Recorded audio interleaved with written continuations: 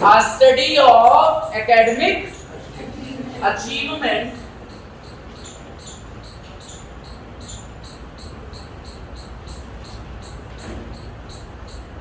of MA first semester students in research methodology.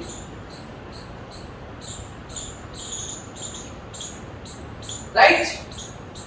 This is a research problem, right? हम लोगों ने शुरुआत में जब चर्चा करी थी शोध शब्द से मतलब जब हमने सीखा था तो हमने ये देखा था कि भाई the process of knowing, the first reflection of the term research is the process of knowing. किसके बारे में जानना, किसी के बारे में जानना या किसी जानने की प्रक्रिया को हम शोध कहते हैं। यही बात है ना, पहला जो रिफ्लेक्शन था, पहला इंटरप्रिटेशन। तो यहाँ पर हम जानना चाहते हैं कि तुम लोग हो तुम लोग हो और ये क्या है, एकेडमिक अचीवमेंट किसकी, किसमें, ठीक, बात समझ में आई। तो एक रिसर्च प्रॉब्लम जिसको आप सॉल्व करना चाहते हैं, या जैसे दूसरा रिफ्लेक्शन क्या था, to find out the solution of any problem, right, ये तो था। या किसी चीज को जानना, अगर आपको जानना है कि एमए फर्स्ट सेमेस्टर के विद्यार्थियों की शोध प्रविधि में उपलब्धि क्या है, ये आप जानना चाहते हैं, ठीक, ये आपकी रिसर्च प्रॉब्लम है जो मैंने लिख दी टाइटल फॉर्म। हम लोग how to write a title पर भी बात करेंगे, अभी एक इन जनरल समझ। मान लिया मेरे पास ये चीज है, तो आप मुझे ये बताइए इस टॉपिक में या इस टाइटल में बहुत सारे कंपोनेंट्स हैं। First component, second component, third component और फोर्थ कंपोनेंट। यस या नो? इस पूरे टाइटल में 4 कंपोनेंट्स हैं। Okay, the first component refers, ये आप मुझे बताएं, जो पहला कंपोनेंट है इस टाइटल का वो क्या रेफर करता है? सिमिलरली सेकंड कंपोनेंट, राइट, फिर third component and fourth component. ये कॉपी पे लिख लिया आपने? बोलो भाई, लिख लिया? A study of academic achievement of MAT first semester students in research methodology। Clear हो गई बात यहाँ तक? लिख लिया? अब हमें ये देखना पड़ेगा कि ये जो टाइटल है इससे क्या क्या रिफ्लेक्शंस आते हैं। पहले कंपोनेंट से क्या रिफ्लेक्शन है, क्या चीज है, किसको रेफर करता है, ये जानेंगे। सेकंड कंपोनेंट क्या दिखाता है, थर्ड कंपोनेंट क्या दिखाता है और फोर्थ कंपोनेंट क्या दिखाता है। इसका मतलब ये हुआ कि किसी भी प्रॉब्लम को टाइटल बनाने के लिए हमें किन किन चीजों की जरूरत पड़ती है, ये 2 बातें हमें समझ में आ जाएंगी। और अगर हमने ये सीख लिया तो हम ऑब्जेक्टिव राइटिंग भी इजीली सीख जाएंगे कि हमें जानना क्या है, हमें जानना क्या है। हमने तो एक इन जनरल हमने लिख दिया कि हम एमएड फर्स्ट सेमेस्टर के बच्चों की एकेडमिक अचीवमेंट को देखेंगे रिसर्च मेथोडोलॉजी के कोर्स में, ये हमारा जानने का विषय है। अब उसे हम अगर एनालिटिकल वे में या माइक्रो लेवल पर देखेंगे तो बहुत सारे चीजें हो सकती हैं। भाई एमएड फर्स्ट सेमेस्टर में मेल्स भी हो सकते हैं, फीमेल्स भी हो सकते हैं, रूरल बैकग्राउंड के बच्चे हो सकते हैं, अर्बन बैकग्राउंड के बच्चे हो सकते हैं कि नहीं, कॉन्वेंट एजुकेटेड हो सकते हैं, गवर्नमेंट एडेड एजुकेटेड हो सकते हैं। तो बहुत ज्यादा हमारी वेरिएबिलिटी है। तो वो क्या हो जाएंगे, बारी बारी से सब उसके ऑब्जेक्टिव बनते जाते हैं। कहने का मतलब ये हुआ कि objectives are always inherited in the title of your research. बात समझ में आई? जो आपका शोध शीर्षक है उसी में ही जो उद्देश्य होते हैं वो उसी में ही इनहेरिटेड होते हैं, उसी में ही विद्यमान रहते हैं। राइट? तो ये आप जो है अभी ध्यान में रखिए, फिर हम आगे चलेंगे। और जितना भी ज्ञान मैंने, गोपाल सर ने, प्रियंका मैडम ने दिया है वो आधा घंटा तब तक एनालाइज करो, क्योंकि हम इसके आगे बढ़ेंगे जब तक, फिर लौट के फिर लास्ट 10 मिनट्स हम इस पर डिस्कस करेंगे। ये आपका क्लास वर्क है जो अभी थोड़ी देर बाद हम डिस्कस करने वाले हैं। राइट? तब तक आप रिकॉल करो कि आपने क्या सीखा, फर्स्ट कंपोनेंट क्या बता रहा है, सेकंड कंपोनेंट क्या बता रहा है, थर्ड कंपोनेंट क्या बता रहा है और फोर्थ कंपोनेंट क्या बता रहा है।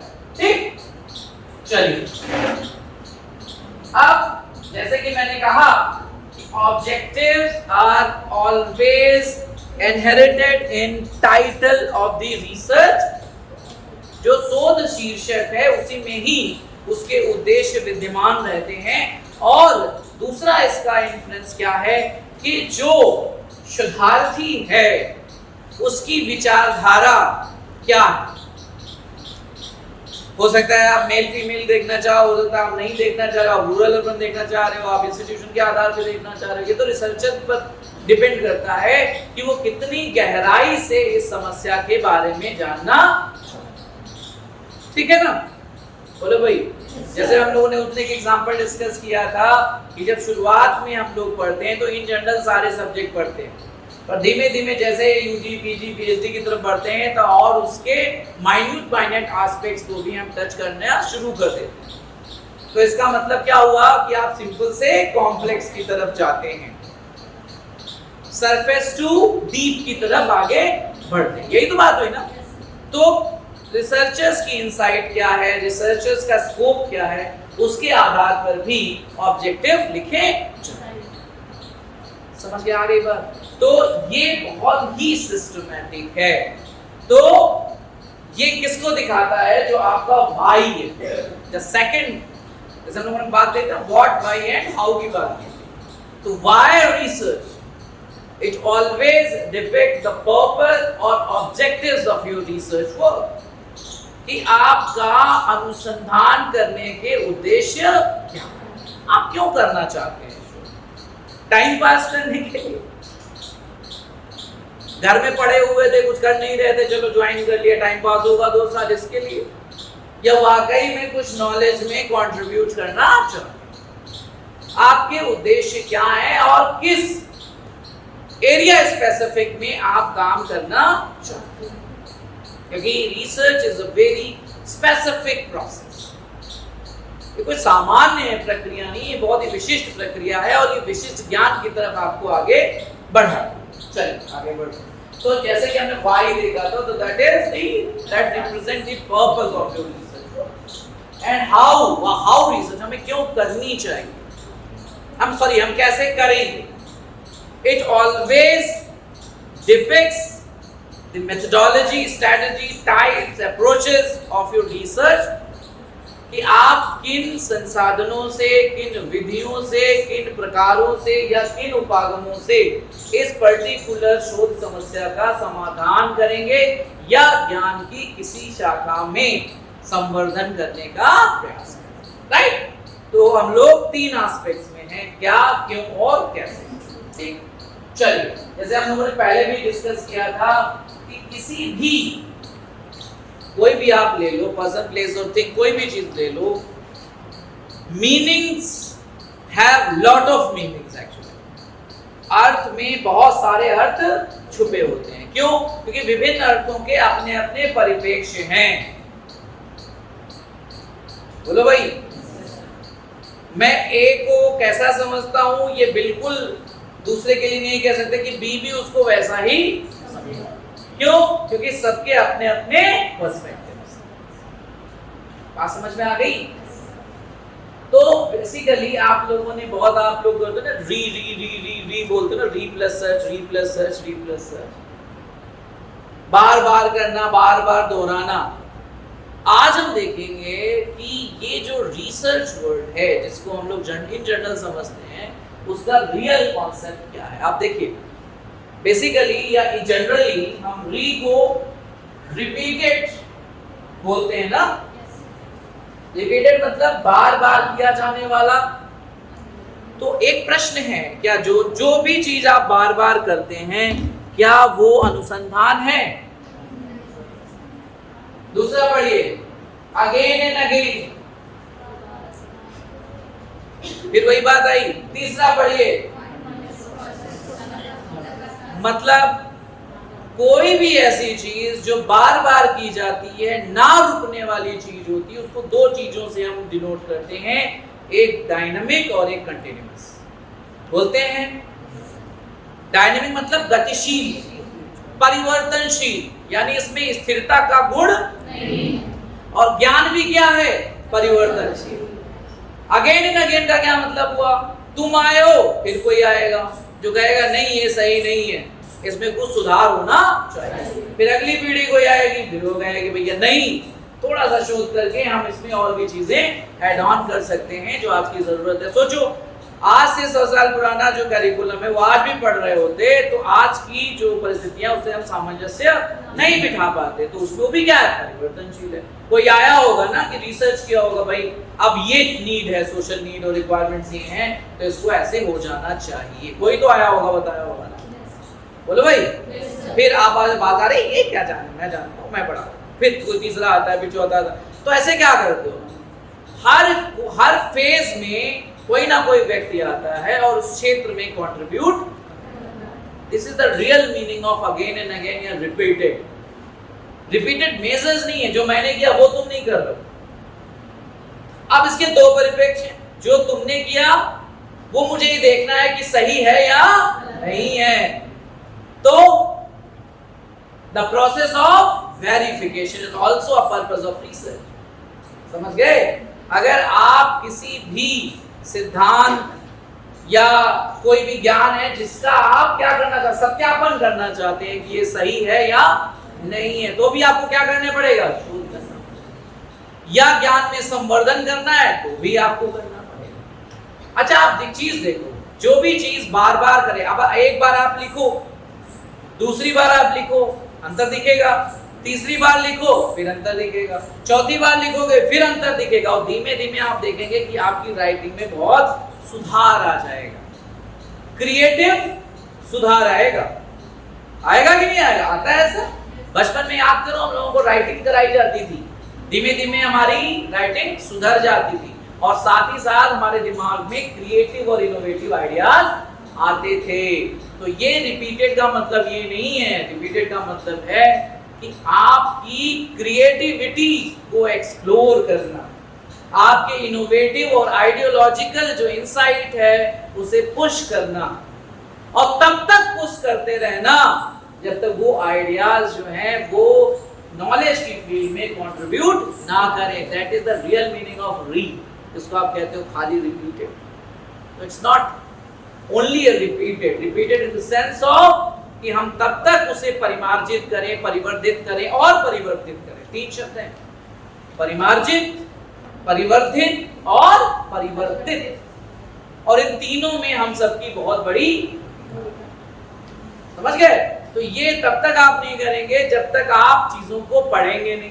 भाई आप थ्योरी बेस तो कहीं ना कहीं से लेंगे ना, देखेंगे पहले क्या था, अब क्या हो सकता है, इसमें सुधार कैसे किया जा सकता है। कहते हैं आप यार वही बार बार का क्यों कर रहे हैं? अभी एक फिल्म आप 4 बार देख लो, आपके नैरेटिव्स बदल जाएंगे। होता है कि नहीं? जो डिफरेंट एस्पेक्ट, सोचो एक केस पर पुलिस वाले काम करते हैं तो सोचो उसी केस पर सालों लगे रहते हैं, छोटे छोटे माइन्यूट से एस्पेक्ट्स को वो टच करते हैं और उससे वो इन्फ्लुएंस निकालते हैं। सोचो, रिसर्च है वो, पुलिस कोई भी इन्वेस्टिगेशन करती है उसको एक्स पोस्ट फैक्टो रिसर्च कहते हैं, वो भी एक तरीका है शोध का, अभी हम आगे चर्चा करेंगे। बात समझ में आई? तो that is the real meaning of the term री। री प्लस सर्च है ना, बोलो भाई। पहली क्लास से इम्ला की तरह बताया गया, और री प्लस सर्च। पर रियल रिफ्लेक्शन समझो, इसका मतलब क्या है। अगर मेरे बच्चे हो तुम लोग और बाहर जाके बोल देते हो कि नहीं re plus search is equal to research, what is your contribution, what is your reflection, that is more important. What is your creativity? ये तो किताब में लिखा है re plus search is equal to research. What do you understand by the term research? What is the reflection of the term re and what is the reflection of the term search, and what is the meaning of the collaboration of both these two terms? अगर आप दोनों को collaborate करते हैं तो तब क्या अर्थ निकलता है, वो आपकी क्रिएटिविटी है। 4 लाइनें किताब में पढ़ लेने से आपकी क्रिएटिविटी थोड़ी, तब वही आप आंसर देंगे। मैंने आपको कहा था ना, अभी आपको मुकाबला बड़े बड़े लोगों से करना है, तब तो आप वही देंगे जो उसने भी वही किताबें पढ़ी, आपने भी वही किताबें पढ़ी, सेम आंसर लिखोगे तो कहीं ना कहीं पैरेलल ही जाएगी परफॉर्मेंस। आप अपना लिखेंगे, सीखेंगे, पढ़ेंगे और अपने विचारों को लिखेंगे, आपने क्या समझा थ्योरी का सपोर्ट लेते हुए लिखेंगे, तो आपको अच्छे मार्क्स मिलेंगे। ये डिफरेंस है। और मैं पहले क्लास है, it is not about a marks actually, it is just only about your developing understanding the concepts. Now you are PG students, समझे? और PG students में पढ़ाई का तरीका ये नहीं होता है। पढ़ाई का तरीका जो है बिल्कुल बदल जाता है। वहाँ टीचिंग प्रैक्टिस नहीं है, वहाँ टीचिंग रिफ्लेक्शन है। यानी अब प्रैक्टिस टीचिंग की जगह बदल गया है, रिफ्लेक्टिव टीचिंग हो गया। समझ रहे हैं? अब हम जो आप देखिए पेडागोजिकल स्किल्स, जैसे जैसे आप धीमे धीमे आगे बढ़े हुए, प्राइमरी वाला किसी और ढंग से पढ़ा रहा होगा, जूनियर वाला किसी और ढंग से पढ़ा रहा है, सीनियर सेकेंडरी वाला कोई और तरीके से पढ़ा रहा है, ग्रेजुएशन पे आते हैं तो कोई और तरीके से पढ़ाते हैं, पीजी में कोई और तरीका होता है, पीएचडी में कोई और तरीका, ऐसे ही तो होता है। तो हर जगह और हर स्तर पर शिक्षकों के जो रोल हैं वो बदलते। तो जो हायर एजुकेशन में पीजी और पीएचडी पे स्टूडेंट्स और टीचर होते हैं, they are collaborators in the journey of knowledge. वो एक दूसरे का सहयोग करते हैं ज्ञान की यात्रा में। लेकिन सहयोग में एक चीज कॉमन है कि दोनों का कंट्रीब्यूशन होना चाहिए। सहयोग की एक ही शर्त है।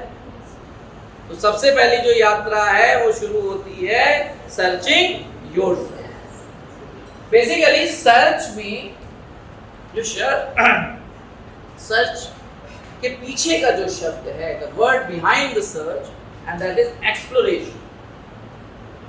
दैट इज एक्सप्लोरेशन, कुछ खोज कर। सर्च से 2-3 शब्द निकलते हैं। एक तो एक्सप्लोरेशन हो गया, डिस्कवरी हो गई, इन्वेंशन हो गया। बोले भाई, ये सब शब्द हैं जो कि सर्च करने से जुड़े हुए। सोचो, अगर कुछ ढूंढो ही ना तो मिलेगा ही नहीं कुछ। किसी ने इंडिया नहीं ढूंढा हो तो इंडिया का एग्जिस्टेंस होता ही नहीं। अमेरिका ना ढूंढा हो तो अमेरिका नहीं होता। बोलो भाई, किसी ने तो हिम्मत करी, नहीं मैं अमेरिका ढूंढूंगा या मैं इंडिया ढूंढूंगा, तभी तो है। किसी ने तो कहा होगा नहीं भाई चलो एजुकेशन को अच्छा एक डिसिप्लिन बनाते हैं, ढेर सारी थियरीज देते हैं, मेथोडोलॉजीज देते हैं, प्रिंसिपल्स देते हैं, एजुकेशन को भी बेस देते हैं, तो एजुकेशन का ये स्वरूप हमारे सामने नहीं है। बात समझ में आई कि नहीं है? तो सर्च के भी कई सारे फॉर्म्स हैं, और ये जो एक्सप्लोरेशन है ये डिपेंडेंट है। मैंने आपको एक बताया था ना, एक शोध का एक मुख्य परावर्तन है जिसको हम सॉल्यूशन भी कहते हैं। क्या कहते हैं? सॉल्यूशन। किसका? प्रॉब्लम, किसी समस्या के समाधान को एक्सप्लोर। बट जो भी समस्या का समाधान आपने निकाला है उसमें 4 तरीके की क्या होनी चाहिए? खासियतें होनी। पहला क्या हो? ऑब्जेक्टिव मतलब वस्तुनिष्ठ। वस्तुनिष्ठ जहां पर आप आ जाओगे वहां पर तटस्थता आपके अंदर आ जाएगी, न्यूट्रलिटी, आप अनबायस्ड हो जाओगे। जैसे ऑब्जेक्टिव के टेस्ट होते ना OMR बेस्ड, तो क्या होता है उसमें, सही किया तो 1, नहीं किया तो 0, सबके लिए एक जैसा ट्रीटमेंट। वैलिड,